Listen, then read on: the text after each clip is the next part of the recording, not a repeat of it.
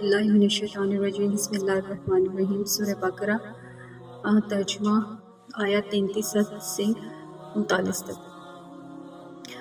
اور اس وقت کا تذکرہ سنو جب ہم نے فرشتوں سے کہا کہ آدم کو سجدہ کرو، چنانچہ سب نے سجدہ کیا سوائے ابلیس کے کہ اس نے انکار کیا اور متکبرانہ رویہ اختیار کیا اور کافروں میں شامل ہو گیا۔ اور ہم نے کہا آدم تم اور تمہاری بیوی جنت میں رہو اور اس میں سے جہاں سے چاہو جی بھر کر کھاؤ، مگر اس درخت کے پاس بھی مت جانا ورنہ تم ظالموں میں شمار ہوں گے۔ پھر ہوا یہ کہ شیطان نے ان دونوں کو وہاں سے ڈگمگا دیا اور جس میں وہ تھے اس سے انہیں نکال دیا، اور ہم نے کہا اب تم سب یہاں سے اتر جاؤ، تم ایک دوسرے کے دشمن ہوگے اور تمہارے لیے ایک مدت تک زمین میں ٹھہرنا اور کسی قدر فائدہ اٹھانا ہے۔ پھر آدم نے اپنے پروردگار سے کچھ الفاظ سیکھ لیے، چنانچہ اللہ نے ان کی توبہ قبول کی، بے شک وہ معاف کرنے والا بڑا مہربان ہے۔ اور ہم نے کہا اب تم سب یہاں سے اتر جاؤ، پھر اگر میری طرف سے کوئی ہدایت تمہیں پہنچے تو جو لوگ میری ہدایت کی پیروی کریں گے ان کو نہ کوئی خوف ہوگا اور نہ وہ کسی غم میں مبتلا ہوں گے، اور جو لوگ کفر کا ارتکاب کریں گے وہ ہماری آیتوں کو جھٹلائیں گے، وہ دوزخ والے ہوں گے اور وہ وہاں ہمیشہ رہیں گے۔ تفسیر یہ جو اب ہم ایکسپلینیشن دے رہے ہیں نا، یہ پچھلی درس کا کنٹینیوشن ہے۔ پہلے ہم نے فرشتوں کے بارے میں کچھ اس پہ غور و فکر کیا تھا۔ اچھا، اس سٹوری کا دوسرا کردار جو ہے نا وہ ابلیس ہے۔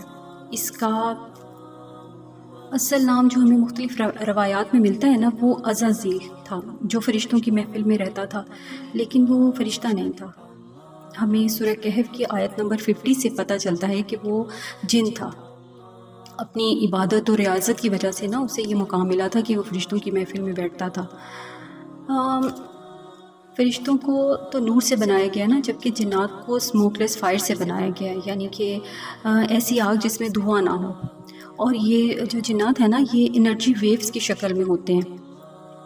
اچھا، اب ہم اسے ایسے سمجھ سکتے ہیں کہ آگ کا کام چیزوں کو جلانا ہے نا، پکانا ہے اور کیمیکل ریئیکشنز کو تیز کرنا ہے، یا کسی بھی کیمیکل ریئیکشن کو شروع کرنا، یعنی اگر ہمارے پاس آگ نہیں ہوتی تو ہم کوئی بھی چیز پکا نہیں سکتے، ٹھیک ہے نا۔ تو اسموک لیس فائر کو ہم ایسے دیکھ سکتے ہیں کہ جیسے ہم مائکرو ویوز آج کل ہم یوز کرتے ہیں، اس میں بھی چیزیں وہی اسی طرح پکتی ہیں جیسے آگ پہ پکتی ہیں، لیکن وہ ویوز ہمیں نظر نہیں آتی، ٹھیک ہے نا۔ اب جو ابلیس ہے نا، یہ اگر ہم لغت میں دیکھتے ہیں نا تو بے لام سین یعنی بلس سے بنا ہے، جس کا مطلب ہے انتہائی مایوس۔ اور یہ اس کو تب لقب ملا جب قرآن میں یوز ہوتا ہے ابلیس کا ورڈ، وہ جب خدا تعالیٰ کی بارگاہ سے نکالا گیا نا اس ٹائم وہ بہت مایوس ہو گیا، راندہ درگاہ ہو گیا تھا۔ پھر ہم دیکھتے ہیں کہ آدم کو اللہ تعالیٰ نے مٹی سے یا کلے سے بنایا۔ اب بہت سے لوگ کہتے ہیں کہ یہ مٹی سے بنانے کا کیا مطلب ہے؟ مٹی سے بنانے کا مطلب یہ ہے کہ اللہ تعالیٰ نے انسان میں وہ تمام ایلیمنٹس جو ہیں وہ رکھے ہیں جو کہ مٹی میں پائے جاتے ہیں، جیسے کہ کاربن ہے، ہائیڈروجن ہے، آکسیجن ہے، نائٹروجن، فاسفورس وغیرہ وغیرہ۔ اور یہ مٹی جو ہے نا کہ بہت ہی کمپلیکس مکسچر ہے جس میں مختلف ایلیمنٹس مختلف جگہوں مختلف کمبینیشن کے ساتھ ہوتے ہیں۔ مختلف جگہوں کی جو مٹی ہوتی ہے نا اس میں ڈفرینٹ قسم کے ایلیمنٹس پائے جاتے ہیں، اور ابھی تک کے جو پیریوڈک ٹیبل میں ہم دیکھتے ہیں، جو سائنس پڑھتے ہیں ان کو سمجھ آتی ہوگی کہ 118 سے 120 جو ہے نا ایلیمنٹس ابھی تک انسان جو ہیں ان کو ان کی نظر سے گزرے ہیں یا اس کی ڈسکوری ہوئی ہے۔ اور یہ جتنے بھی جاندار ہیں نا یعنی لیونگ اور نان لیونگ چیزیں ہیں وہ انہی ایلیمنٹ سے مل کے بنتی ہیں۔ اچھا، اب ایسٹرو فزیشنس جو ہوتے ہیں نا، جو سائنس کی ایک ایسی برانچ ہے ایسٹرو فزکس جس میں کہ نہ صرف زمین بلکہ کائنات کے مختلف پلانٹس کی سیمپلس لے کے نا اس پہ ریسرچ ہوتی ہے، تو انہوں نے وہ لوگ اب اس نتیجے پہ پہنچے ہیں کہ جو انسان ہے نا وہ اسٹار ڈسٹ سے بنا ہے، یعنی کہ وہ مٹی سے بنا ہے، اور یہ ہمیں 1400 سال پہلے ہی قرآن سے پتہ چل گیا تھا کہ انسان کو مٹی سے بنایا گیا، اور اس کا جو تشریح ہے وہ بھی یہی ہے کہ وہ تمام ایلیمنٹس جو ہیں جو انسانی جسم میں ملتے ہیں نا وہ مٹی کے اندر پہلے ہی موجود ہوتے ہیں۔ اسی وجہ سے جو بھی چیز ہم اس میں ڈالتے ہیں کوئی وہ گرو کرتی ہے انہی ایلیمنٹس کو لے کر، تو اس سے انرجی اور گروتھ ہوتی ہے اس کی۔ پھر ہم دیکھتے ہیں کہ ہمیں جتنی بھی بیماریاں ہوتی ہیں نا، چاہے وہ ذہنی ہو یا جسمانی ہو نا، وہ تمام کی تمام انہی ایلیمنٹس کی جو ہے وہ کمی بیشی کی وجہ سے ہوتی ہے. جیسے کہ اگر کیلشیم کی کمی ہے، ہڈیاں ویک ہو رہی ہیں، کیلشیم کی کمی ہے، آئرن کی کمی ہے، اور اگر کسی چیز کی زیادتی ہو جائے جیسے سوڈیم کی، تو ہیلوسینیشنز وغیرہ ہونے لگتی ہیں. تو انہی ایلیمنٹس کی جو ہے وہ امبیلنس کی وجہ سے ہوتی ہیں. اب ہم نے ان تینوں کرداروں کے بارے میں تو دیکھ لیا کہ یہ کون ہیں اور کیسے ان کے جو بیس ہے وہ کیا ہے. اب ہم یہ دیکھتے ہیں کہ جس سجدے کا حکم دیا گیا تھا نا، وہ اصل میں سجدہ تھا کیا، ٹھیک ہے، جس کا حکم دیا گیا تھا. اور اس کا جواب بھی ہمیں نا قرآن ہی سے ملتا ہے. جیسے رب تعالیٰ فرماتے ہیں نا کہ اور اللہ تعالیٰ کے لیے سجدہ کرتے ہیں جو بھی آسمان اور زمین میں ہیں، جاندار اور ملائکہ بھی، اور وہ تکبر نہیں کرتے. اچھا، سجدے کا اپوزٹ جو ہے وہ تکبر ہے، یعنی کہ بات نہ ماننا. سجدہ پھر کیا ہوا کہ بات ماننا. ابلیس نے سجدہ نہیں کیا نا، یعنی رب کی بات نہیں مانی. سجدے کا مطلب دوسری آیت میں مزید جو ہے نا وہ کھل کے بیان ہوتا ہے قرآن ہی میں. اور جو ان کا پالنے والا ہے اس سے ڈرتے ہیں اور وہی کرتے ہیں جس کا حکم ہوتا ہے. اچھا، وہی کرتے ہیں جس کا حکم ہوتا ہے. اس سے بات واضح ہوتی ہے کہ کائنات کی ہر شے رب کو سجدہ کرتی ہے اور اس کی تسبیح کرتی ہے. مطلب یہ ہے کہ وہ اللہ تعالیٰ کے جو فزیکل لاز ہیں اللہ کے بنائے ہوئے اس کو فالو کرتی ہیں، ٹھیک ہے، اور اللہ تعالیٰ کے قوانین پہ چڑھتی ہیں. اچھا، پھر کچھ تفاسیر سے ہمیں پتہ چلتا ہے کہ بعض قوموں میں نا، یعنی پہلے جو تھا وہ سجدہ تعظیمی جو تھا وہ جائز ہوتا تھا نا. جیسے ہم حضرت یوسف علیہ السلام کی سٹوری میں پڑھتے ہیں کہ آپ کے بھائیوں نے آپ کو سجدہ کیا تھا، ٹھیک ہے. اچھا، اب ہم اس صورت کی طرف واپس آتے ہیں کہ اللہ تعالیٰ قرآن میں جو بھی سٹوریز بتاتے ہیں نا، وہ انسان کی تفریح کے لیے تو نہیں ہوتی نا، اس کا کوئی نہ کوئی مطلب ہوتا ہے، اور وہ ہمیں اس سے بہترین انسان بننے کے لیے کچھ اگزامپلس دیتے ہیں، اور جنہیں فالو کر کے ہم دنیا اور آخرت دونوں میں کامیاب ہو سکیں نا. ہم نے سورہ بقرہ کے سٹارٹ میں پڑھا تھا 3 گروپس کے بارے میں، کفار، مومن اور منافقین، ٹھیک ہے. اب پھر ہمیں یہ 3 گروپ سے نظر آ رہے ہیں، جیسے فرشتے ہیں، انسان ہیں، اور شیطان ہے، ابلیس ہے جو شیاطین کا سردار ہے، ٹھیک ہے.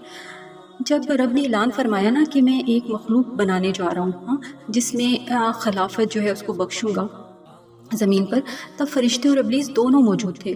فرشتوں نے فوراً سوال کیا کہ وہ جو خون ریزی کرے گا اور فساد مچائے گا. تو پھر اللہ تعالیٰ نے جب ان سے جواب دیا نا تسلی بخش جو ہم پہلے پڑھائے ہیں، تو وہ مطمئن ہو گئے، اور جب اللہ تعالیٰ نے سجدے کا حکم دیا تو فوراً سجدہ بجا لائے. اس سے اپوزٹ یا برعکس جو ہے نا، وہ ابلیس نے سوال نہیں کیا، اسے دل میں رکھا اس بات کو کہ اچھا مجھ سے بہتر کوئی ہے. پھر وہ اس کا جائزہ لینے لگا اور اپنی جو اپنی حسد کی آگ میں نا اپنی نفرت کو پکانے لگا، اور اس کا نتیجہ کیا نکلا کہ وہ لعنتی اور راندہ درگاہ ہوا. اس نے یہ بھی نہیں سوچا کہ یہ حکم کس نے دیا ہے. اچھا، پہلا سبق تو یہ ملا کہ جب بھی کوئی کنفیوژن ہو، جو کہ عام طور پہ ان کی کمی کی وجہ سے ہوتی ہے نا، تو وہ پوچھ لے، سوال کرے، اور جب بات واضح ہو جائے نا تو مان لے. اچھا، اب تکبر جو ہے وہ ضد کی ایک شکل ہے، اور ضد کا مطلب ہے آپ ایک مقام پہ رک جاتے ہیں اور آگے یا پیچھے ہٹنا نہیں چاہتے. یہ ہماری عام طور پہ وہ لوگ جو سیلف سینٹرڈ ہوتے ہیں نا، وہ خود سے آگے کسی کو بھی نہیں دیکھنا چاہتے، اور وہ جو ہے نا اپنی ذات کے حصار میں پھنس جاتے ہیں. ابلیس جو ہے وہ آدم کی مقابلہ بازی میں یہ بھی بھول گیا کہ حکم جو اس کو ملا ہے سجدے کا وہ کس ذات نے دیا ہے. اب اللہ پاک کی یہ سنت رہی ہے، ہم قرآن میں دیکھتے ہیں، آگے بھی ہم پڑھیں گے کہ وہ کسی کو خود نام لے کے نا ایکسپوز نہیں کرتا. اب رب تعالیٰ جانتا تھا کہ فرشتوں میں ابلیس بھی موجود ہے، اور اس کے دل میں کیا چل رہا ہے.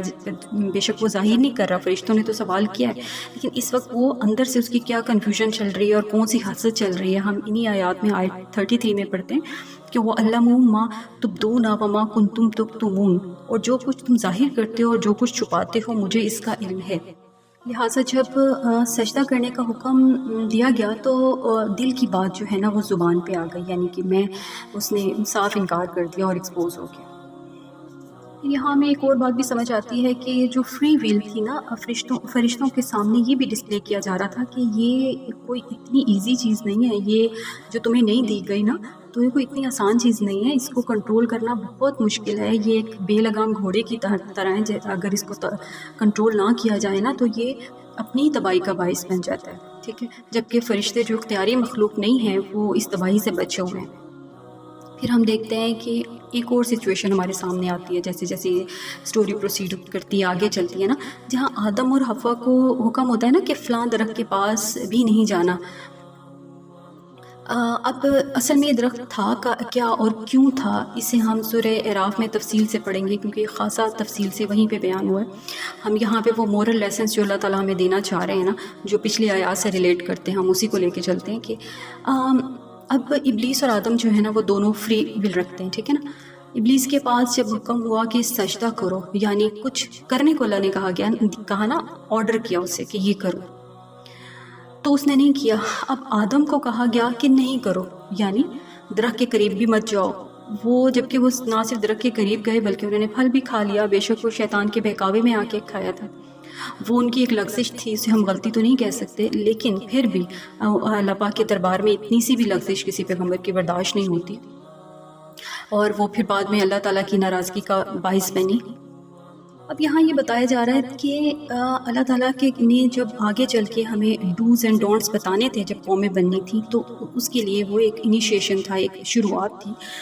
تو یہاں بتایا جا رہا ہے کہ اختیار کے اینٹیناز کو نا درست رکھنے کے لیے ہمیں یہ انالوجیز بتائی جا رہی ہیں۔ اختیار کا مطلب یہ نہیں ہوتا کہ من مانی کی جائے، بلکہ رب کے حکم پر سر جھکانا ہوتا ہے۔ ہمارے سامنے جتنی بھی چوائسیز ہوں، ٹھیک ہے نا، ہمیں اپنی جو سمت ہے نا، ڈائریکشن کو، وہ رب تعالیٰ کی طرف سیدھا رکھنا چاہیے۔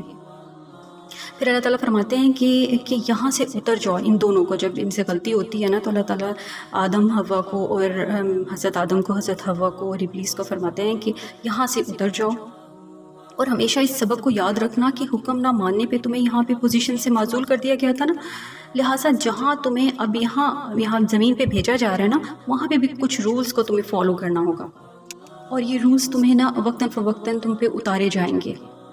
جب بھی میرا کوئی میسنجر یا پیغمبر میرا پیغام لے کر آئے گا نا، تو تم نے اسے ماننا ہے، اور جو ان احکامات کو مانیں گے انہیں جنت واپس ملے گی، اور جو نہیں مانیں گے انہیں جہنم رسید کر دیا جائے گا۔ یعنی دنیا میں بھیجا جا رہا ہے تکلیفوں کے لیے، جبکہ پہلے وہ جنت میں رہ رہے تھے، یہاں پہ ٹیسٹ کے لیے بھیجا گیا، اور اس کے بعد پھر اس سے بھی ورس جگہ جہنم میں بھیج دیا جائے گا۔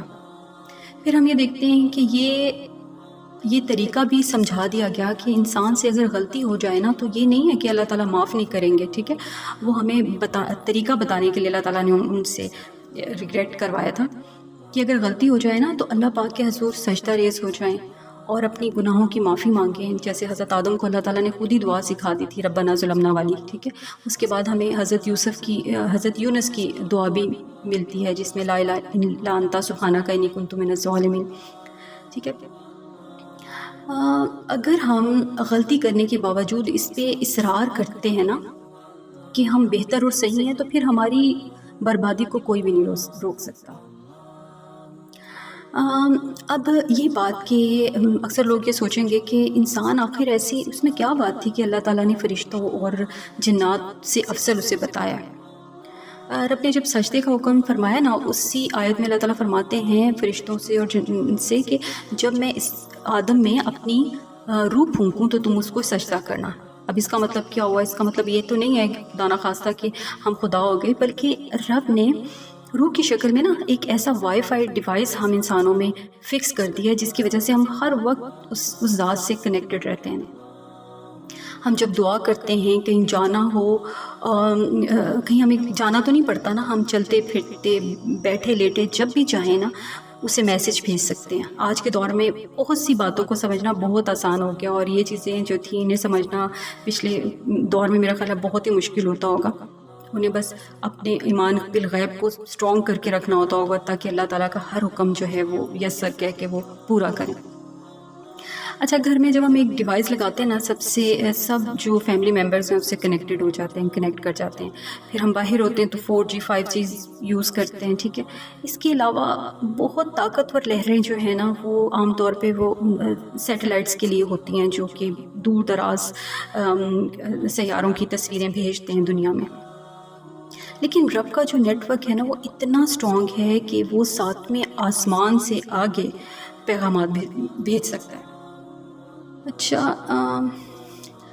پھر اس کے لیے ہمیں اشارہ ملتا ہے کہ جیسے معراج کے واقعے میں نا ہم دیکھتے ہیں کہ جبرائیل کو ایک مقام پر روک دیا گیا تھا اور انہوں نے نبی پاک صلی اللہ علیہ وسلم سے فرمایا تھا کہ اس سے آگے میں نہیں جا سکتا.